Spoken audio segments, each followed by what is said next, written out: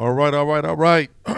We in here today. It's unfortunate, man. Talking to you guys after a loss. And we're gonna make this podcast pretty quick today because I don't know how you guys are feeling, but I'm definitely feeling away. But I will say to you, there are things that I can look at to say, you know what, we fought. Um, we had our opportunities. It really shows our weaknesses in areas that we need to get better in and we need to improve. We got beat by a really good football team today. That was a really good Buffalo Bill football team. I think if we were healthy, they were healthy, we would have a real chance. Probably would beat them. And I want you to know, I think if Jimmy would have played in this game, man, we would have won too. That's just my opinion. Not taking away nothing from Mullins. Man, he still threw for 300 yards, but a lot of it is cleanup duty. But let's go down some of these numbers here. Well, let me get your opinion. Opening. Let me get your opinion, man. Yeah, and I think we talked about this kind of at halftime and pregame. The game was going to come down to the play of Nick Mullins. We know what we have in Nick Mullins. He is a decent backup. I was just saying this a little bit off air. I think he's phenomenal in garbage time. When the game doesn't matter, Nick Mullins looks great. He'll throw a touchdown. He'll get a whole bunch of yards. And in this game, unfortunately, we got the sour end of Nick Mullins with his skill set. It was a lackluster performance from him, but not only offensively, the defense kind of failed to step up too. Jason Verrett was having a difficult time guarding Stephon Diggs. My goodness, that was a terrible task at hand. I don't think the Bills were a more physical team. I just think there was some talent on their side offensively that got the best of us. Robert Saleh had his hands full tonight, never made the proper adjustments. Even when he did, we went into man, got gashed, got cooked. It was just too much for Robert Saleh tonight. Offensively, we were a little bit um, we didn't have the personnel in QB1 to go ahead and put up the performance we needed to win this game. It was unfortunate. Congratulations to the Bills for whatever that means to them to beat a team with a backup quarterback. But like you said, and let me just say this, Stephon Diggs, I understand why he wanted to say the things he said and wanted to be pumped up during the game, but you're not going against the team that tore you up when you played for the Vikings. I cannot wait to see that guy again. Mm-hmm. He is seared into my memory because I want to see his performance against a healthy 49ers. So that's all I'm going to say on that, man. But it's still red and gold, baby. Still ready to go. So I want to let's go over some of these numbers first. Jared Allen, of course, spectacular third-year player. By the way, y'all hearing that? Third-year player.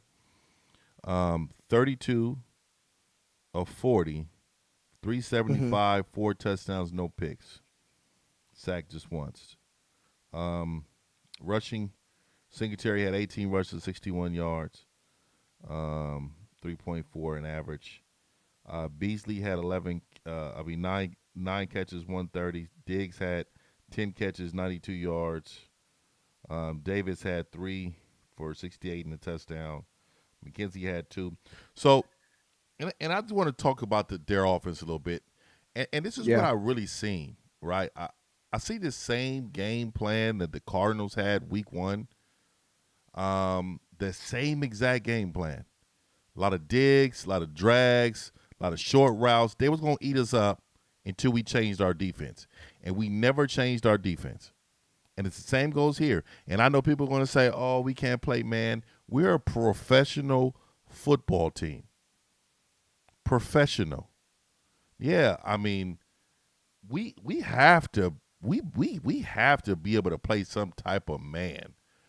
And Mm-hmm. I just and I told it and I said that at half. I said, man, we're gonna have to play some type of man football because all they're doing is taking what the defense is giving them all game, and he's really good at that. He's really Yeah. good at that. Robert Saleh, like I've tweeted, is a good coach, but he had a horrible game this game. The scheme that we Mhm. ran against what they were doing, there was no adjustments. Zone. There was no adjustments. There were no um, package blitzes. I seen a lot of different things from the front end with a lot of stunts and stuff like that. But he was really afraid to just bring the edge nose pressure. Like, Mhm. I mean, I don't understand, man. What's your thoughts, man? And I was going to say, to your point, he decided to go into man. And I believe it may have been a third down play. And you have Diggs going up against Jason Verrett. And man, Diggs runs a phenomenal route, breaks down Jason Verrett to the ankles. The commentator said it. He allowed Jason Verrett to open up the hips and then he made his move. It was high IQ stuff. And so I think sometimes when the fans say that the Niners can't go into man, they might be right about that. I don't believe that Richard Sherman is that great in man. Jason Verrett is still working on coming back. So I think you have to play zone. And Robert Saleh went So, with that. And so unfortunately, it just burned us. I played defense. Well, I coached defensive coordinator for a very long time. So they have a scheme. It's called split coverage, and what you can do is you can play man on one end, zone on the other. Okay, and what that does is kind of confuses a little bit about what the quarterback's doing. Okay, you're Mm-hmm. assuming because he motioned this guy, he follows you in man. Okay, now my back end must be in man also. So then we're in zone, and it changes the game up, or vice versa. It, that's at the high school level. So I'm sure they got Mm-hmm. corner coverages, they got different coverages that can mix it up. All I'm saying is there's things that he could have done in order to mix this thing up. I don't like how Debo was so late in getting involved in the game offensively. I understand that we were getting behind, but for them to have one punt in the game was disrespectful. And I think we Yeah. should have had some type of pride. But I'll tell you one thing: Eric Armstead, Kerry Hyder, all these props that we've given these gentlemen these weeks, man. Ken Law, they did nothing today. They did not help us at all. I mean, I don't think we really understand that we're not healthy up front. And I wouldn't be Mm-hmm. surprised we draft quarterback and then a freakish defensive end that's going to be healthy for us all year. And I've seen another stat that bothered me too. Every quarterback in our division has been healthy for every single one of their starts. They have never been hurt. But our quarterback with a Mm-hmm. high ankle sprain, he had a high ankle sprain. He came back from the high ankle sprain the same game. Coleman had the same high ankle sprain in the same game. He's back. He's playing. Yeah. Like, I know people heal different and all that, but all I'm trying to say is, man, come on, man. Yeah. I'm disappointed, man. I'm And would you disappointed, man. say that it has something to do with the other teams in the NFC West, their offensive lines? But then it's We hard we're to say that we're because I know typically pretty Russell good. Wilson gets hit a lot. This is Yeah. Russ Wilson gets hit a whole lot. We need Yeah. we bottom line is they had a 3-year quarterback. They had a 3-year quarterback come out there with a high level arm, slanging it. Man, looked We great. we can't we can't we can't dismiss that. We can't just sit here and say, you know what, they just, he's good. We should have the same expectations for our quarterback. When have we ever seen our quarterback this good? 32 for Yeah. 40, 375, 4 touchdowns. I've never seen him that comfortable ever. It wasn't just the balls he was throwing. How he was commanding the offense, reading, being a Hmm. leader, the captain of the squad. And, and Yeah. and and then if you really looked at what he was doing behind the huddle, like he was Yeah. just poised in the pocket. 1 read, 2 read, 3 read. Oh, I gotta get up. Ha!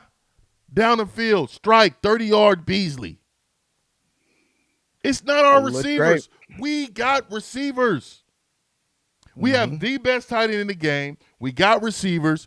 We got probably the best left tackle in football.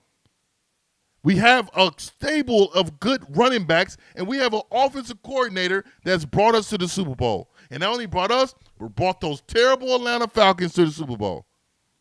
Mm-hmm. And we are still enamored with what's going on. Like, oh, should we get rid of Jimmy G?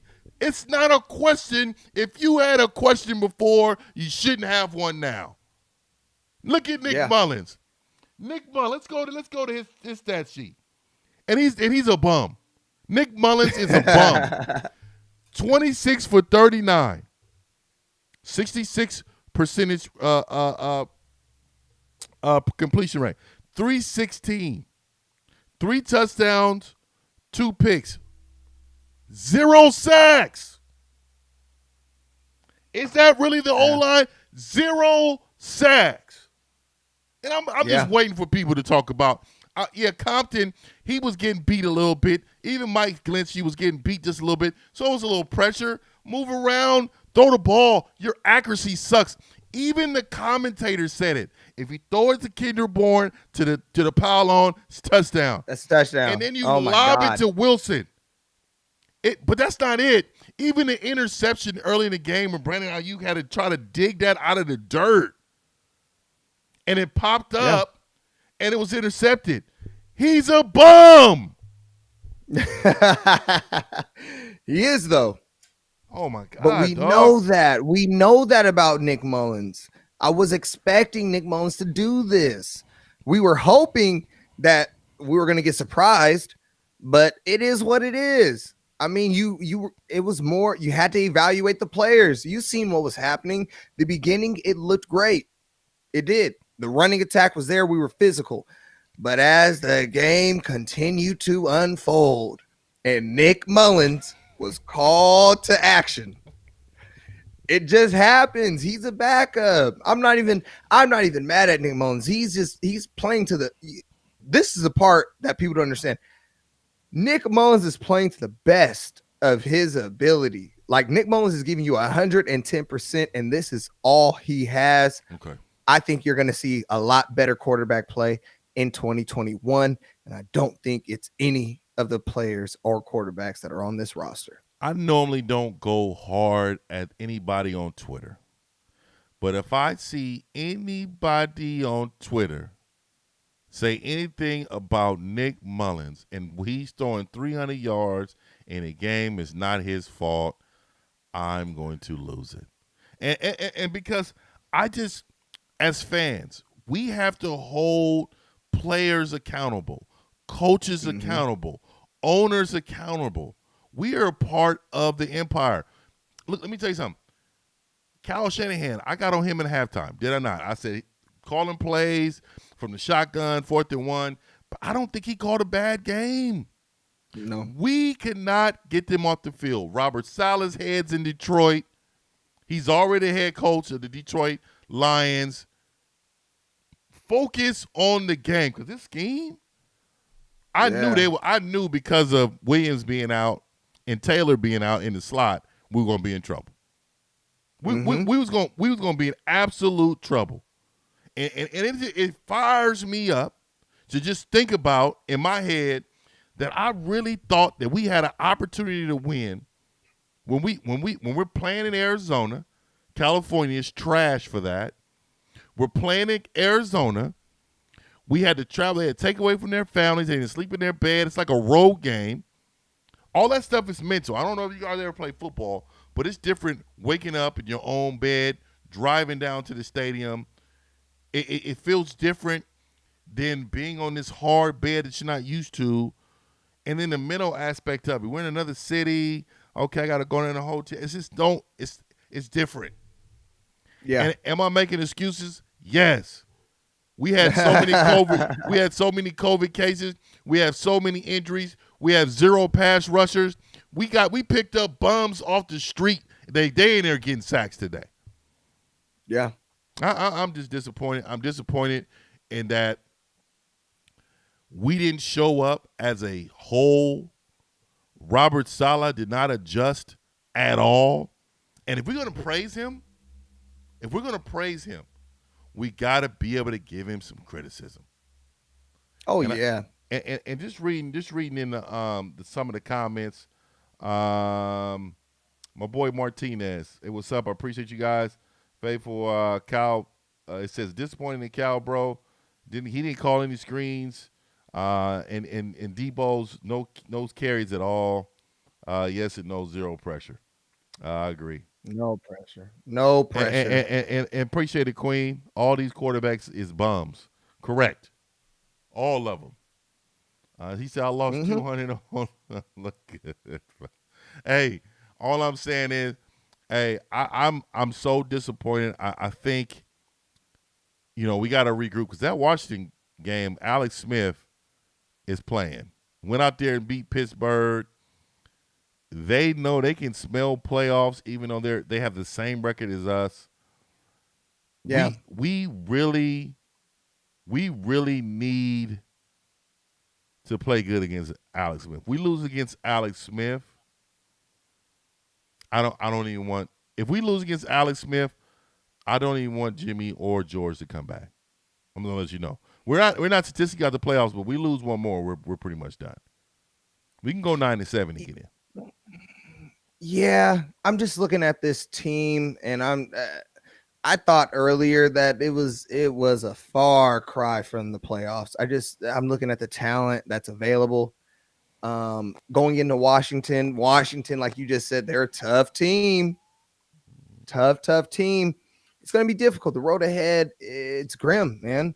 And I really believe that you still need to bring back. If Jimmy Garoppolo could play, he needs to come back because he needs to audition. No, we've seen enough of that show. Not us. It's not an audition for us. He needs to come back, put on a showcase. There may be value. There's something that can be had about Jimmy Garoppolo still. But George Kittle definitely needs to sit. I think you said it, or we tweeted this. Something's going on with Debo Samuel. I love how physical he is, but I want fans to look at the end of this game when it mattered none. Debo Samuel, he goes for a run, heavy collision at the end of this run. His body language when he gets up, He's tired. hands on the hips, He was tired. it looked like he was hurt. Nah, he was Like tired.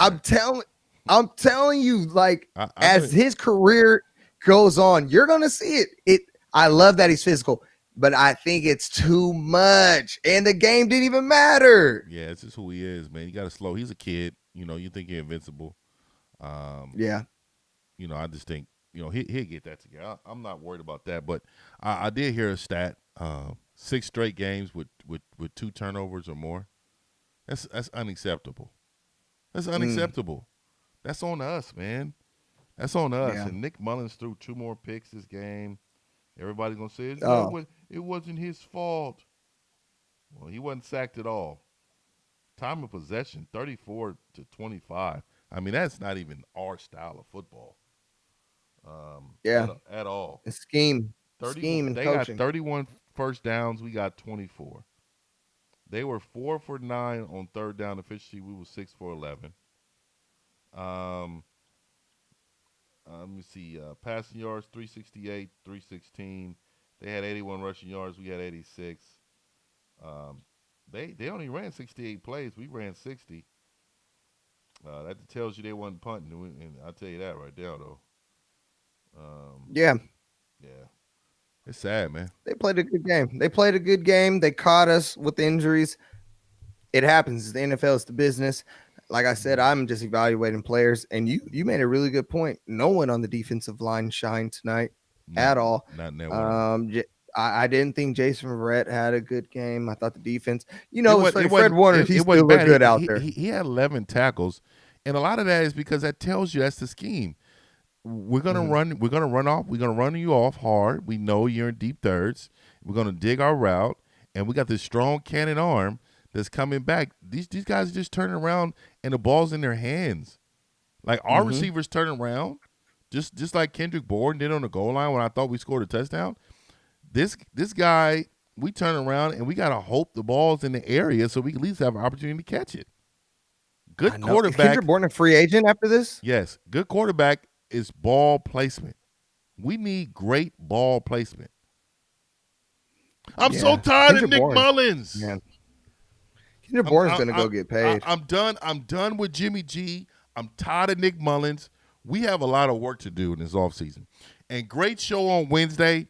Great show on Wednesday is about to come up. We're gonna be having a draft, and ain't that so great that we're gonna Yeah. have a draft show. We're gonna have a draft show on Wednesday that I think everybody's gonna be happy with. We got matter of fact, a draft expert coming on. My boy Oh, I Trevor. can't wait. Yeah. My boy Trevor's coming out, and we're gonna pretty much talk about these picks that we need to be picking up in the draft. He's from the Draft Network .com. This is all they do. They're coming on to talk Nice. to us in regards of who we should draft and stuff like that. But I really want to make sure that we're in a position to win this next week football game. If we lose to Washington, we might as well go ahead and tell Kittle, enjoy your off season. We might as well, tell Jimmy, be prepared to move from California. Hey, or maybe we can trade Jimmy, trade Jimmy out there to Detroit with Robert Saleh. Give us Matt Stafford. Oh man, that'd be phenomenal. Matt Stafford, he They still both puts up need numbers. two homes. Yeah, they both need new homes. So the show's on Wednesday. I appreciate you asking. Show's this Wednesday, 7:30 Pacific Standard Time. We're gonna fire it up. We're gonna talk about a lot of prospects, and it's gonna be all Niners. It's gonna be all what we need.